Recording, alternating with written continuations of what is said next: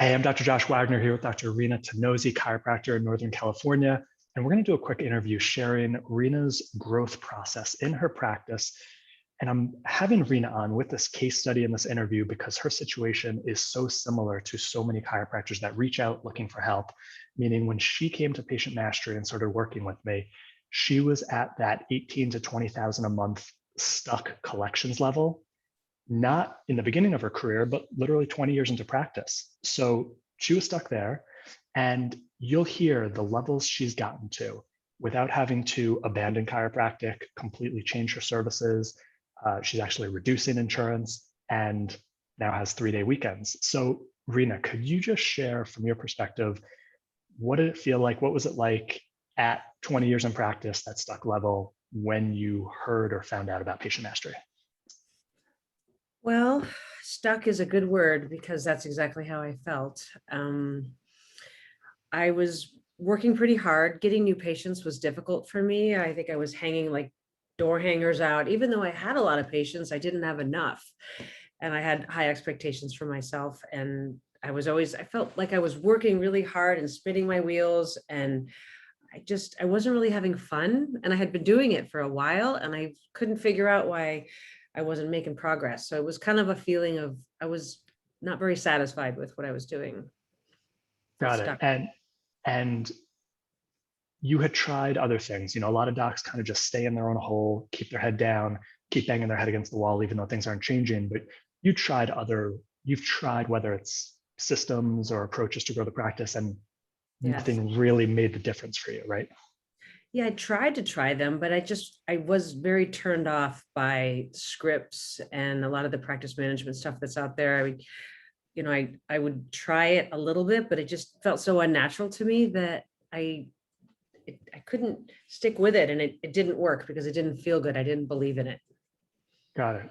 So, And since you were stuck at this point, it's 20 years in practice, like if you hadn't found something new, if you didn't have this upward growth trajectory, which we'll talk about in a second, what would have been the, let's say, last third or second half of your career probably look like?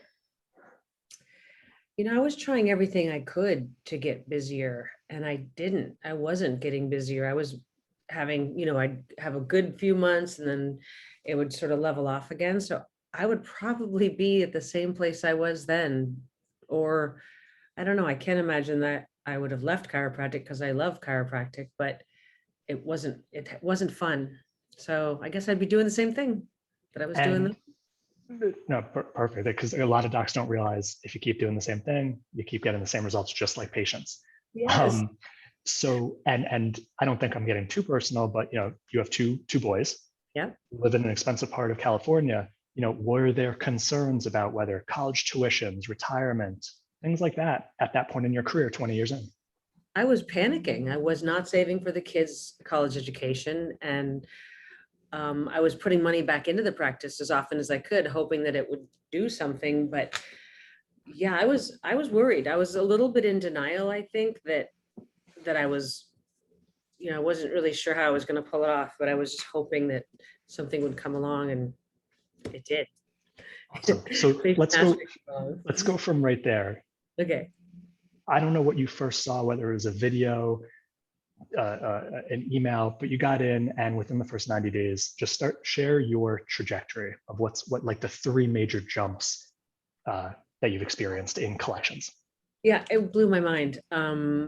I would say, and you said this too, you said it I don't remember, it's been a few years now, but you said that it was going to happen fast. And I was like, all right, let's see. And I think we've jumped up within the first 90 days about an extra 10,000 a month right away, which was good. I mean, that alone would put my kids through college, let alone help me save. So that was great. But it just kept going. And then I would say, I know I remember letting you know shortly, I don't remember how long it was after, maybe a year or so after that I was up, you know, another 20,000 more a month. So we So were so people doing, can understand, like you went from about 18-ish to, let's say, 28, 30.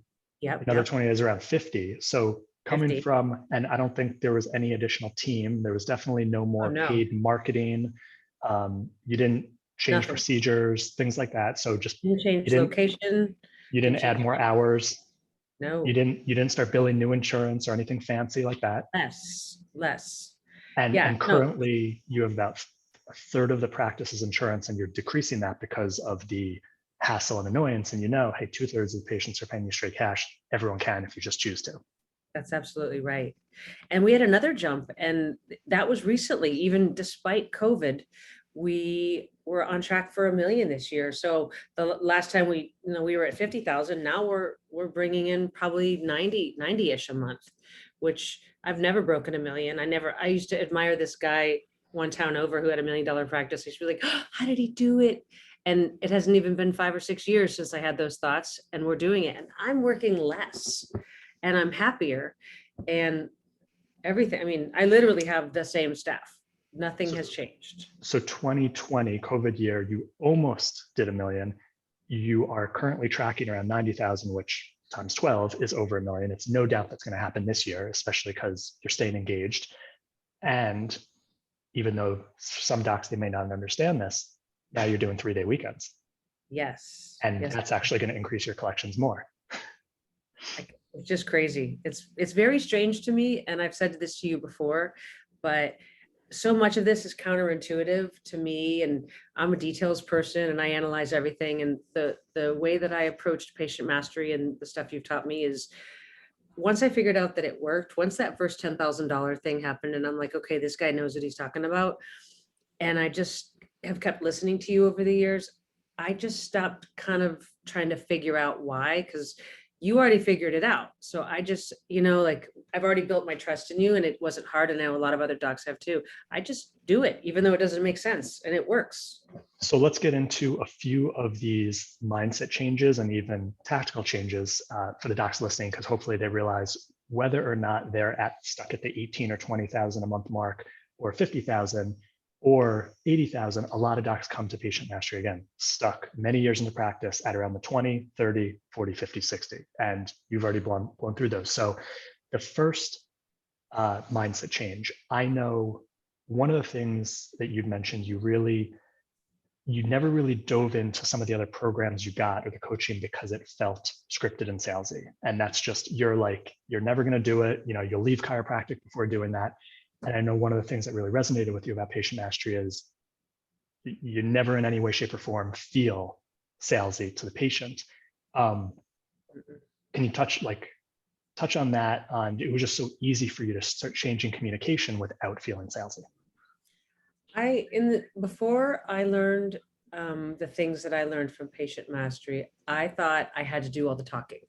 And so I wasn't really listening, and I was listening, of course I was, but I just felt like, I don't know, I thought there were certain things I was supposed to say and do. And when I learned that really the patient was coming in with a need to be heard and to turn their problems over to us, and that was actually the thing they were waiting to hear the whole time I was talking anyway. They just wanted me to tell them, to hear them, and to tell them that I could help, and that I had done this before and I knew what to do, and that, it mattered to me how they felt, and I was invested in them succeeding. It was that easy, and that feels good to help people. And that's not a script. I listen, I really care. I hear about a mom with little babies who's grouchy every day because her neck hurts, and I'm like, I want to help that lady. That feels good. I'm not reading a script for that. And I don't even know if you realize this change happened in your head in the very beginning, because the program so evolved in the past few years since when you first entered. But so many chiropractors are stuck thinking they're selling chiropractic, even if they're not coming off as a salesperson, like they're selling chiropractic care. And I want you to think about this. I actually wrote an email about it today. 95% of chiropractors, let's say, who get adjusted regularly, don't pay for their chiropractic care, which is fine. I have nothing wrong with that. You trade off with a colleague, whatever. But chiropractors are the ones who most believe in chiropractic, most love it, are most passionate about it, most want it. And we're not even paying for chiropractic care. So then you take the general public, they don't want to pay for chiropractic care. They want to get results. So we've made the switch of, instead of trying to sell chiropractic, even if you're not coming off salesy, to giving people the opportunity to get back to their life. Like you talked about the woman who's irritable and doesn't have time with their kids and has this thing, like you're just helping people get back to their life. And guess what? People are happy to pay for their results. And without guaranteeing results, you're a healthcare provider. There's no guarantees and people understand that. So that's the first shift. No selling. And what are patients paying for? Chiropractic care or getting back to their life without guaranteeing results. You went into it in the first one. The next shift is you said you were always talking because that's what you're taught. Chiropractors are taught. Patients have to understand, accept, and get it to pay, stay, and refer. Yeah. And you realized you don't have to validate chiropractic anymore. Talk about that. That was probably the number one thing that made me start liking my job more, because it's not in my nature to sell things. Like I'm terrible at selling supplements. I don't like to sell anything. And when I was able to stop doing that, where like, you know, I don't know if I was ever telling the Dee Dee Palmer story, but I probably tried that a couple times. And like, you know, when I was able to stop doing that and doing a spiel, which hopefully never sounded like one, but it probably did. I started having more fun, because I think we all want to help people. I think that's a big part of why we're in this field. And when it turned into that each person that came in was telling me their problems, and I'm like, okay, I think I can help. Let me tell you a little bit about what chiropractors do that helps exactly what you have going on. They don't want to know about every little detail. They can hardly hold their head up because their neck hurts. And I'm talking about nerve flow and wellness. They are not listening. But when I started talking about what was, you know, directly about what hurt with them, they were listening. And then we were engaging and connecting, and that felt good. And I think that the people left after a visit like that, and they felt excited, and they went home and told their friends and family. And most of the people, we don't run any new ads. There's nothing going on. I don't think I have any ads at all up. I haven't in years. Everybody sends their friends and family in, because I think they feel like they found a solution. And that makes me like my job. And that, I think it comes across with patients that I like what I'm doing, that I really want to help.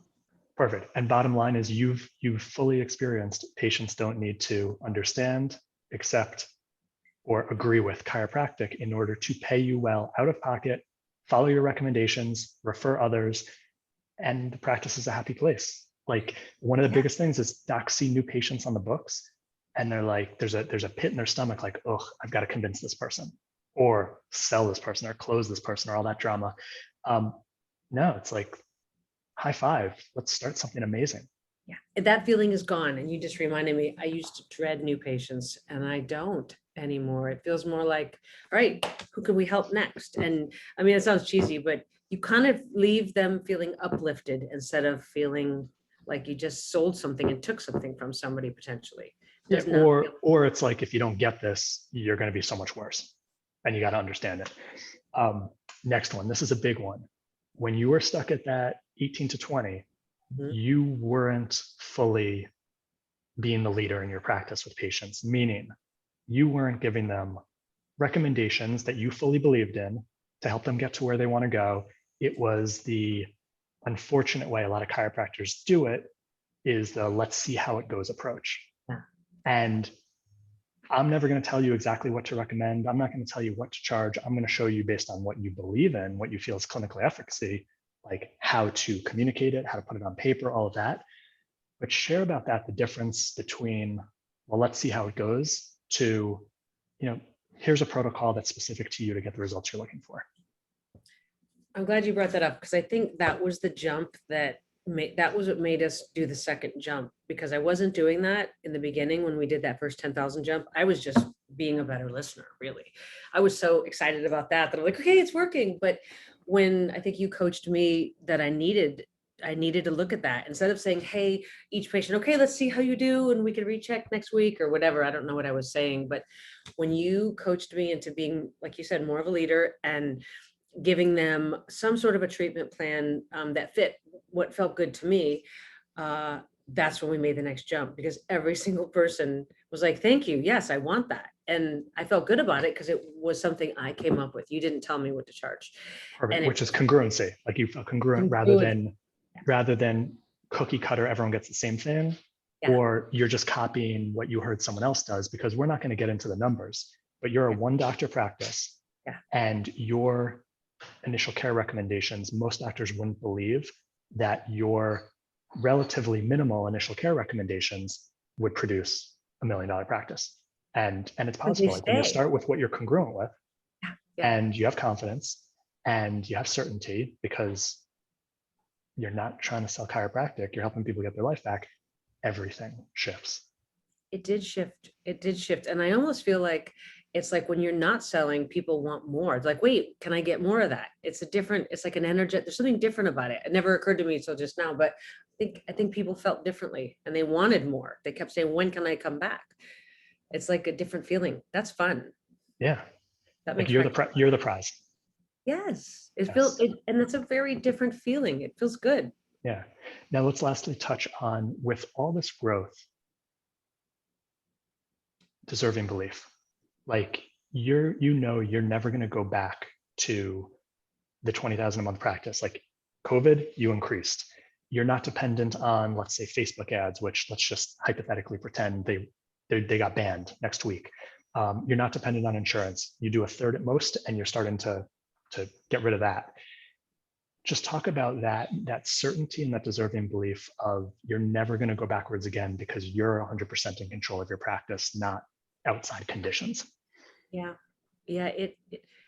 It's never occurred to me that I would ever go back. Like I feel so certain about it that I could I don't want to say like, it could never happen, but if I ever, let's say something happened, like one of those things you said and it applied to me and we got slow again, I would just redo everything. Like I'm not putting any work into the practice anymore. It does itself. I'm taking time off. I'm dropping insurance. We're hardly taking very many new patients but I would just start doing that again because I have the formula now and it's not hard to do. So yeah, as far as the deserving belief, I guess once your eyes get opened and you see that this is what can happen, and I like the thought that maybe I could get even busier and find even more ease, and then I wouldn't go back to where I am now. I could keep growing still. But yeah, it's a good feeling. I don't have any fears about going backwards. None. Beautiful. Beautiful. Anything you want to close off on in terms of just, we got the sense of where you were a few years ago, where you are now, just in terms of like freedom, time, financial security for the future, like not being stressed and worried about it. Because that's, we get into chiropractic to help people. It doesn't mean we shouldn't have a great life and results the same. We don't have to be the martyr syndrome. And you continually are getting and going to get more of what most chiropractors really want and what are craving. Yeah. I think the things that feel different now are, and stop me if I'm answering the question wrong, but I have a lot more free time. Like you said, I'm not doing Fridays anymore, which was scary at first. As you know, I told you how nervous I was, but it's been going great. And yeah, I take several vacations a year and none of it goes on a credit card because there's money that I make that I plan that I want to do these things for me. And it's not a hardship to do that. And I don't have any debt anymore. That's like, I can't And believe I heard you just bought your practice location. I just Your bought the building practice or whatever. location. Yeah. Yeah. Yeah. That feels great. And I mean, that's like investing in my future. And, just being able to, I think we all felt like when we became doctors, we're going to live this great lifestyle. And then for me, it wasn't happening. I was still struggling a little. I thought I was doing okay, but this is kind of what I had more in mind, I think, a little bit. And it feels so good to not only did I not sacrifice anything to get here, but I'm actually having a lot more fun. And I don't know, I can't thank you enough, honestly. It's just, I'm very grateful. I really am. And I'm grateful for how many more people you're helping and the light you're painting for them of chiropractic and what's possible for them. Just real quick, close off, anything you want to share with a chiropractor watching who probably is watching, even if they're not in a bad place, they're probably stuck at a certain level of practice, even if it wasn't where yours was, because that happens throughout our career when we either try to do it all on our own or try to do things that don't feel 100% great to us. So what would you say? I mean, I would say that if you're feeling stuck and if you're having any thoughts at all about giving up or, you know, taking a second job or any of those things, try, I would just, I would learn a little bit from Josh Wagner first. I just feel like you have nothing to lose because it's not hard. It's not complicated. There's no tricks. There's no gimmicks. It's just stuff that didn't occur to me that when I learned it, I was like, oh, okay.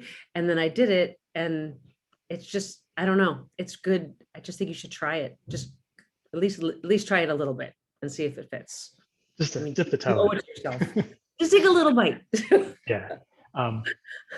Yeah, and I'll finish off, a lot of what our profession preaches and teaches, and we're so ingrained in, it worked to an extent, especially in the easy insurance days. But we see the world different as chiropractors, and we can't put our head in the place of a non-chiropractor as a patient. And so much of the things we think we need to do, sell chiropractic, educate chiropractic, and there's a lot more, we actually don't. And so when you let those go, find the simpler 3-step process rather than 17-step, report of findings. It's actually easier. Results go up, more free time, more happiness, patients are happier, more online reviews, more referrals, and it's possible. So that's 21st century chiropractic.